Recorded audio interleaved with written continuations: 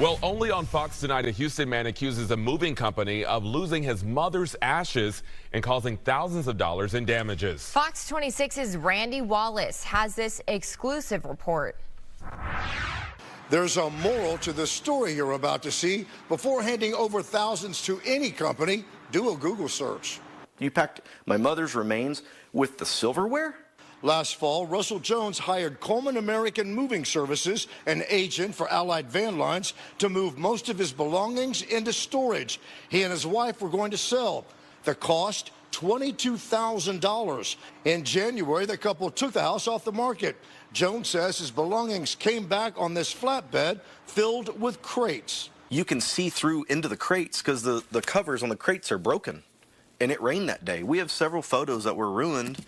Jones says it went downhill from there. We were telling the movers not to move this, and we found when the boxes were delivered, there's nothing in here.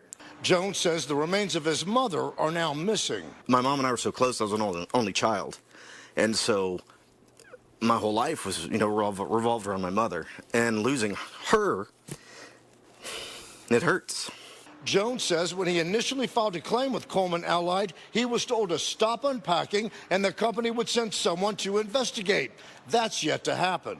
You have this table where they put two different numbers on it, and they broke that. They broke this off here. This is one of the legs. They taped it closed, but now it comes back open. Jones says some boxes showed up empty. In a statement, Coleman Allied Moving told us they offered Jones $1,000 for the missing ashes as a gesture of goodwill. The company goes on to say Jones never mentioned anything about ashes or remains, and if he had, we would not have been able to transport them, as that is against our company policy. Jones says he didn't want the ashes moved and told the movers not to touch the box.